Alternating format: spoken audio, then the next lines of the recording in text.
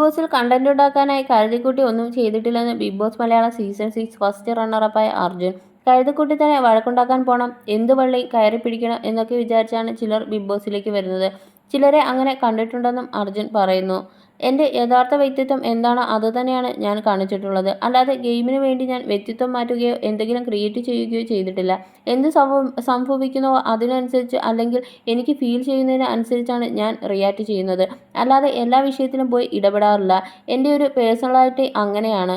ഓഡിഷന് പോയ സമയത്ത് തന്നെ ഞാൻ അത് വ്യക്തമാക്കിയിട്ടുണ്ട്. ബിഗ് ബോസ് എന്ന് പറയുന്നത് നമ്മുടെ സ്കില്ലുകൾ പുറത്തെടുക്കാനുള്ള ഒരു പ്ലാറ്റ്ഫോമായിട്ടാണ് എനിക്ക് തോന്നിയത്. സോഷ്യൽ മീഡിയ പ്ലാറ്റ്ഫോം പോലെയല്ല ബിഗ് ബോസ് ഷോയ്ക്ക്. വലിയ ഓഡിഷനാണുള്ളത്.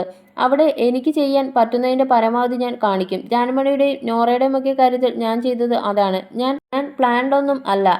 അപ്പോൾ എനിക്ക് കിട്ടിയ എനർജിയിൽ അങ്ങ് ചെയ്തതാണ്. സത്യം പറഞ്ഞാൽ എനിക്കത് അത്ര എൻജോയ് ചെയ്യാൻ പറ്റിയിരുന്നില്ലെന്നും അർജുൻ പറയുന്നു. പോരായ്മകളെ എൻ്റെ ശക്തിയായി മാറ്റിയെടുക്കുന്ന വ്യക്തിയാണ് ഞാൻ.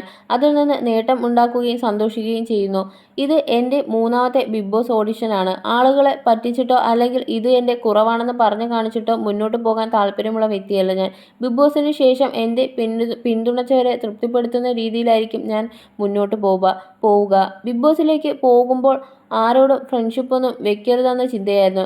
ശ്രീധുവിൻ്റെ കേസ് പറയുകയാണെങ്കിൽ അത് പെട്ടെന്നുണ്ടായ ഒരു ബന്ധമല്ല, 3-4 ആഴ്ചയെടുത്ത് സ്വാഭാവികമായി ഉണ്ടായതാണ്. എൻ്റെ വീഴ്ചയിലും ഉയർച്ചയിലുമെല്ലാം കൂടെ നിന്ന ആളാണ് ശ്രീധു. ഇങ്ങനെ ഒരു പ്ലാറ്റ്ഫോമിൽ ഇങ്ങനെ ഒരാളെ, അല്ലെങ്കിൽ 1-2 പേരെ കിട്ടുക എന്ന് പറയുന്നത് ഒരു അനുഗ്രഹമാണ്. ടാസ്കിലായാലും ഏതൊരു ഇമോഷണൽ സ്റ്റേജിലായാലും ഒരു സപ്പോർട്ട് കിട്ടുന്നത് നല്ലതാണ്.